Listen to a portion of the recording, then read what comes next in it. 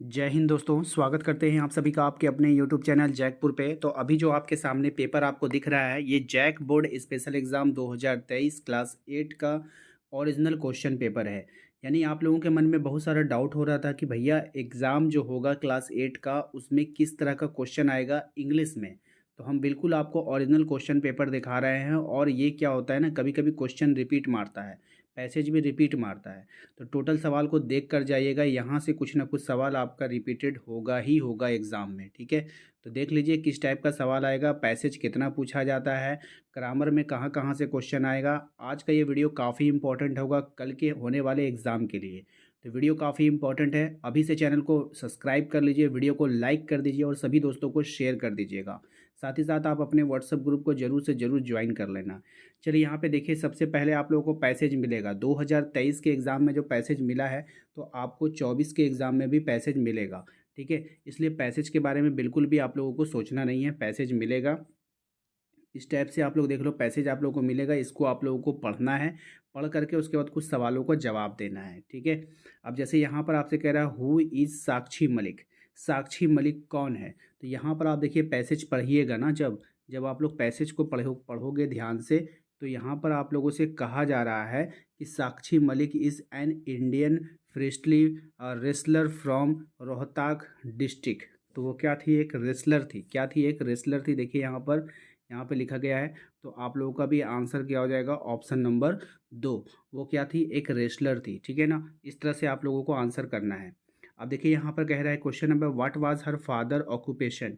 यानी कि उसका जो फादर था, उसका जो पिता था, उसका बिजनेस क्या था, ऑक्यूपेशन क्या था। तो आपको क्या करना है, इस पैसेज में ऑक्यूपेशन वाले वर्ड को ढूंढना है।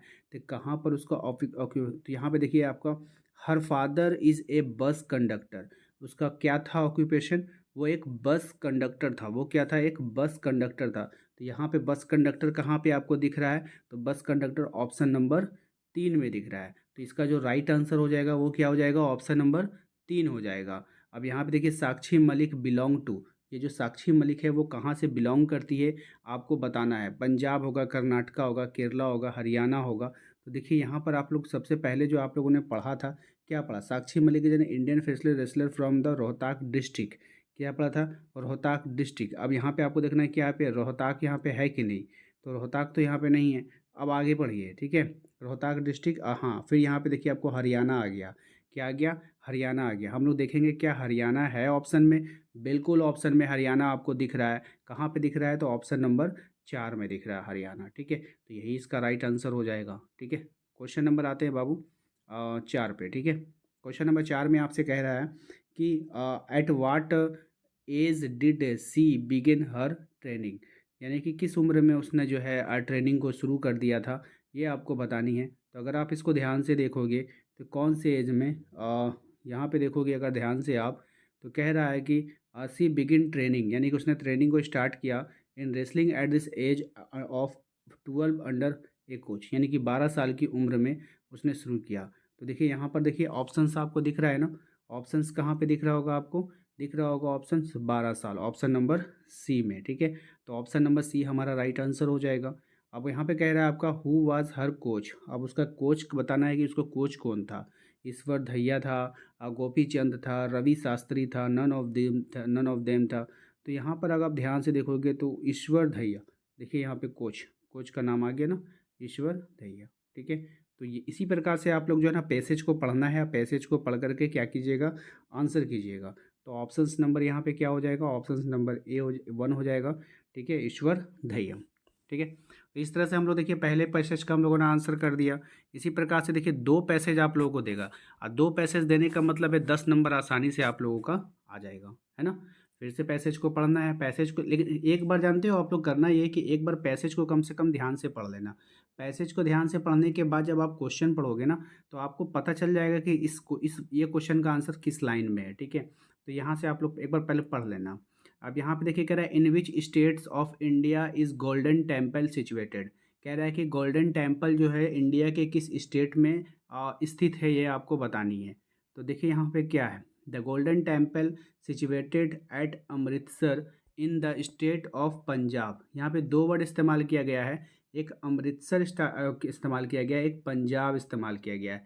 ध्यान दीजिएगा, अगर शहर का नाम पूछता ना तो अमृतसर होता, लेकिन यहाँ पे state of Punjab, Punjab state में क्या है। तो पंजाब देखिए कहाँ पर आपको दिख रहा है, ऑप्शंस नंबर हमें बी में दिख रहा है पंजाब। ठीक है, तो ऑप्शन नंबर 2 हमारा यहाँ पे क्या हो जाएगा, राइट आंसर हो जाएगा। ठीक है, आशा करते हैं आप लोगों को समझ में आ रहा होगा। देखिए अभी तक आप लोग क्या करते हो, वीडियो को ज़रूर देखते हो और दोस्तों को शेयर नहीं करते हो, तो प्लीज़ शेयर कर दीजिएगा, सभी की हेल्प हो जाएगी। एंड चैनल को सब्सक्राइब जरूर कर लीजिएगा। ठीक है, चलिए अगला क्या है हमारा, who laid the foundation of the Golden Temple. बात समझ में आया, who laid the foundation of the Golden Temple. अब इसके कहने का क्या मतलब है, इसको समझिए। ठीक है, ये जो मंदिर था गोल्डन टेम्पल, उसका फाउंडेशन किसने रखा था, यानी उसकी नींव किसने रखी थी, ये आपको बतानी है। यहाँ पे है अर्जुन देव ने, रंजीत सिंह ने, ठीक है, मियान मीर ने, नन ऑफ देम। तो हम क्या करते हैं, इसका डायरेक्ट आंसर आपको बताते हैं। अब आपको समझ में आ गया होगा कि इसका कैसे कैसे होगा। तो मियान मीर, ठीक है। अगर आपको डाउट है तो एक बार फिर से हम आपको पैसेज को दिखा देना चाहते हैं, उसका नाम आपको यहाँ पे दिख जाएगा। ठीक है, the foundation of this temple is led by मुस्लिम संत मियाँ मीर। ठीक है, एक मुस्लिम संत के द्वारा, मियाँ मीर के द्वारा जो है इसका हुआ था 1604 में। बात समझ में आया कि नहीं। तो आप जब पढ़ोगे ना तो आपको वहाँ पे दिखता जाएगा आंसर, ऐसा नहीं कि नहीं दिखेगा। क्वेश्चन नंबर आते हैं बाबू 8 पे। क्वेश्चन नंबर 8 में आपसे कहा जा रहा है कि what did the Maharaja Ranjit Singh do to the temple. ठीक है, इसका क्या मतलब है, कह रहा है कि महाराजा रंजीत सिंह ने मंदिर के साथ क्या किया था। ठीक है, तो इसका जो राइट आंसर हो जाएगा वो हो जाएगा आपका ऑप्शंस नंबर रिनोवेटेड, है ना। उसको क्या किया था, रिनोवेटेड किया था, है ना, इसका जीर्णोद्धारण करवाया था। ठीक है, रिनोवेटेड। क्वेश्चन नंबर 9 में आइए। क्वेश्चन नंबर 9 में आपसे कहा जा रहा है कि Maharaja Ranjit Singh also got covered with dash foil. ठीक है, इसका कहने का मतलब महाराजा रंजीत सिंह ने इसे किससे कवर किया था, पन्नी से किसको कवर किया था, ये आपको बताना है। अब हम लोग ऑप्शंस को देखेंगे, कौन सी पन्नी से कवर किया था। ऑप्शंस देखेंगे, गोल्ड, सिल्वर, कॉपर या फिर ब्रॉन्ज, है ना। तो इसका राइट आंसर क्या होगा, तो इसका जो राइट आंसर आपका हो जाएगा, एक बार फिर से क्वेश्चन देख लेते हैं। चलिए, तो इसका जो राइट आंसर होगा ना वो हो जाएगा आपका ऑप्शंस नंबर 1, गोल्ड। किससे किया था, गोल्ड से। ठीक है, क्वेश्चन नंबर आते हैं हम लोग 10 पे। ठीक है, ये 10 है। What was the Golden Temple known as earlier. ठीक है, इसका कहने का मतलब है कि ये जो स्वर्ण मंदिर था को पहले किस नाम से जाना जाता था। ठीक है, तो स्वर्ण मंदिर को पहले किस नाम से जाना जाता था, तो हरमंदर के नाम से जाना जाता था। ऑप्शन नंबर 3 इसका राइट आंसर होगा। ओके, उसके बाद देखिए आप लोग का तो सिंपल है, 10 नंबर आप लोगों का आसानी से पैसेज से आ जाएगा। अगर आप लोग आराम आराम से करोगे, हर एक आंसर आपको पैसेज में मिलेगा। उसके बाद देखिएगा तो आपको 5 नंबर फिर आपको लेटर से मिल जाएगा। लेटर आपको लिखना नहीं है, लेटर आपको सिर्फ फिलअप करना है। और कैसे फिलअप करना है ये आप लोग ध्यान से समझ लो। देखिए यहाँ पे आप लोगों को लेटर मिलेगा। ठीक है, एक लेटर मिलेगा।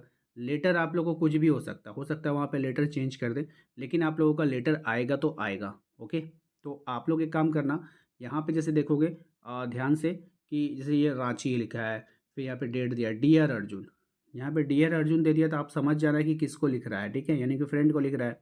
Hope this letter find you in dash health. ठीक है, अब आप लोग आ जाना ऑप्शंस में। ऑप्शंस में क्या बोल रहा है, लो, बैड, गुड, सैड।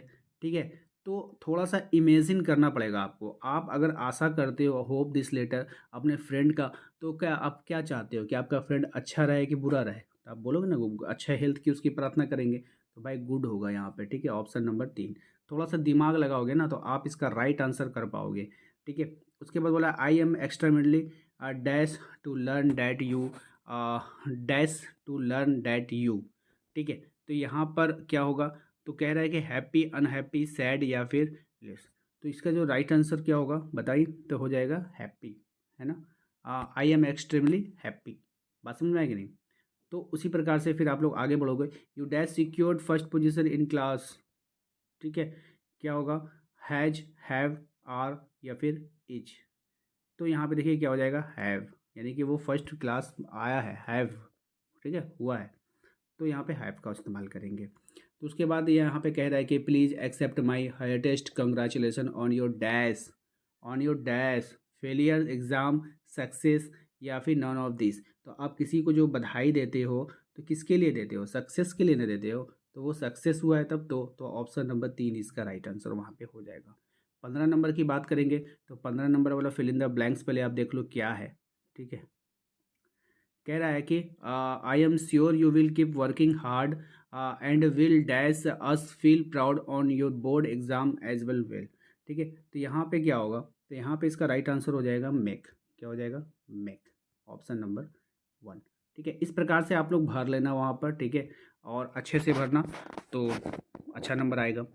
उसके बाद देखिए आप लोगों का क्या होगा, यहाँ पे चूज़ द करेक्ट ऑप्शंस, आपको ना पहचानना होगा वहाँ पर कि कौन को किस टेंस में इस्तेमाल हो रहा है, ठीक है। कह रहा है कि दी हैड रिटेन ए लेटर, तो ये देखिए राइट, रिटेन, ये जो होता है ये वर्ड होता है ना, ये देखिए आप लोग को राइट होता है, राइट से रिटेन बना है, बात समझ में आया कि नहीं।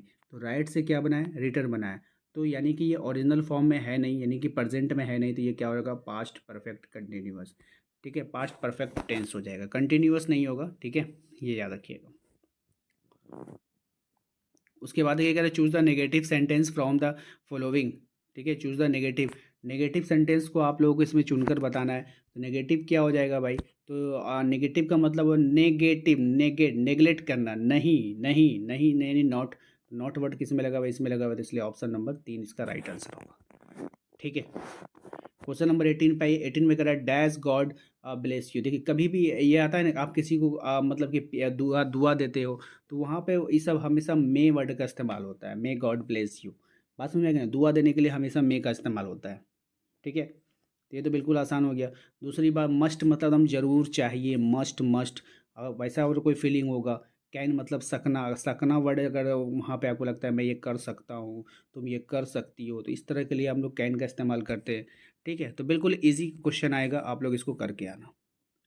Dash Ganga is Holi river, तो देखिए यहाँ पे कभी कभी कभी होता क्या है ना, कि कोई भी ऐसा चीज़ जो काफ़ी फेमस होगा और एक लौता होगा, तो वहाँ पे हम लोग द वर्ड का इस्तेमाल करते हैं। तो गंगा क्या होता है, एक लौता है हमारे देश में, 2 ठो गंगा है, 3 ठो गंगा है, 4 ठो गंगा है, नहीं है, एक लौता गंगा है, इसलिए गंगा वर्ड का इस्तेमाल हमेशा हम लोग क्या करेंगे, द वर्ड का इस्तेमाल करेंगे। The Ganga is Holi river, बात समझ में आए कि नहीं, ठीक है। चलिए क्वेश्चन नंबर आते हैं 20 पे। क्वेश्चन नंबर 20 में आपसे क्या कह रहा है, कह रहा है he said I am happy the indirect speech of above sentence, यानी कि इसको इनडायरेक्ट स्पीच में आपको बदलना है, क्या हो जाएगा, he said that he was happy, ठीक है, option number 3। The past tense of see, see का पास्ट टेंस आपसे पूछा है, तो सी का क्या हो जाएगा बताओ, सी का पास्ट टेंस आपको बताना है, तो सी का साव, ठीक है। Choose the adjective from the following, choose the adjective from the following, तो क्या हो जाएगा इसका राइट आंसर बताइए, ये हो जाएगा आपका गुड, ठीक है। एडजेक्टिव यानी कि उसकी विशेषता बताना कि अच्छा है, बात समझ में कि नहीं, आपको एडजेक्टिव बताना है। एडजेक्टिव क्या होता है, उसकी विशेषता यानी विशेषण। अब यहाँ पे देखो क्राई यानी रोना, ये तो क्रिया हो गया ना, राइट यानी लिखना, ये भी क्रिया हो गया, काम हो गया। रन दौड़ना, ये भी क्या हो गया, क्रिया हो गया, तो विशेषण तो हुआ नहीं, तो विशेषण क्या हो जाएगा, गुड यानी अच्छा, ठीक है। कह रहा है द पुरलर ऑफ बॉक्स, बॉक्स का पुरलर बताइए, यानी कि इसका बहुवचन बताना है, बक्सा का, बक्सा बहुत सारे बक्सा ले जाएंगे तो बॉक्सेस हो जाएगा, बॉक्स का क्या हो जाएगा, बॉक्सेस हो जाएगा ना, राइट आंसर ऑप्शन नंबर 3। कह रहा है कि the boy dash came first in my brother the correct relative pronouns in above sentence, यहाँ पे एक प्रोनाउन का इस्तेमाल करना है, तो राइट आंसर इसका ऑप्शन नंबर बी, ठीक है। ओ कह रहा है कि choose the exclamatory sentence from this following, ठीक है। और देखिए आप लोग को इंग्लिश आए ना आए, लेकिन ये बहुत आसान होता है। अगर आपके एग्ज़ाम में एक्सक्लेमेटरी सेंटेंस को चुनने के लिए कह दिया जाएगा, याद रखिएगा उसके लास्ट में ये वाला सिंबल रहेगा, ऐसे करके एक बिंदु रहेगा नीचे में, ठीक है, फुल स्टॉप इसका इस तरह से रहेगा, ये एक्सक्लेमेटरी सेंटेंस की पहचान है। आपको बिल्कुल एकदम बस चिन्ह को देखना है और आंसर करके आ जाना है, ठीक है। Choose this correct options. कह रहा है केशव सिस्टर्स नेम वाज, जो केशव थी उसके सिस्टर का नाम क्या था, तो श्यामा, ऑप्शन नंबर 2। नेक्स्ट है where did Kali's father sell his cobra, cobra को कहाँ पे उसने कालीज के फादर ने सेल कर दिया था यानी बेच दिया था, तो स्नेक को ऑपरेटिव में। ठीक है, याद रखना है आप सभी को। The name of Siachen refers land with an abundance of. ठीक है, क्या मतलब होगा इसका बताइए। तो इसका नाम होगा सियाचिन कली के साथ भूमि पर पहुंचना। ठीक है, सियाचिन रेफर्स। ठीक है, चलिए इसका जो है ना द नेम बताना है। सियाचिन रेफर्स करता है जो ए लैंड विथ एबंडेंस के लिए। ठीक है, तो roses apples mangoes none of these, क्या होगा इसका राइट आंसर। तो इसका जो राइट आंसर हो जाएगा वो हो जाएगा आपका रोजेस के लिए। ठीक है, who answered King John's question, King John's के क्वेश्चन का आंसर किसने किया था, ये आपको बतानी है। तो right answer option number A the shepherd. ठीक है, the full form ITF, ITF का फुल फॉर्म आपको बतानी है। तो ITF का जो फुल फॉर्म होगा वो क्या हो जाएगा, तो यहाँ पे तो ऑप्शंस वो वाला है नहीं, चलिए देखते हैं ऊपर। इंटरनेशनल टेनिस फेडरेशन, क्या हो जाएगा, इंटरनेशनल टेनिस फेडरेशन। तो इस तरह का क्वेश्चन भी आप लोगों के एग्जाम में आएगा। ओके,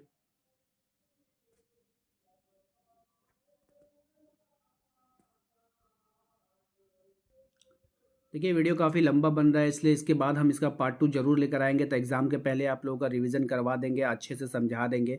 तो प्लीज़ जो है आप लोग जो है वीडियो को लाइक कर दीजिएगा। इसके बाद इसके पार्ट 2 में जो है हम इसके लगभग 20 क्वेश्चन जो है आप लोगों के बुक से जो क्वेश्चन आंसर आप लोगों का इंपॉर्टेंट है वो करवा देंगे, ताकि आप लोगों का एग्जाम में हेल्प हो पाए। तो वीडियो को लाइक कर दीजिएगा, चैनल पर पहली बार आए तो सब्सक्राइब जरूर कर लीजिएगा, बेल आइकन को दबा लीजिए ताकि आने वाली हर एक वीडियो का नोटिफिकेशन आपके मोबाइल पर जाए। मिलते हैं अगले वीडियो में, थैंक यू।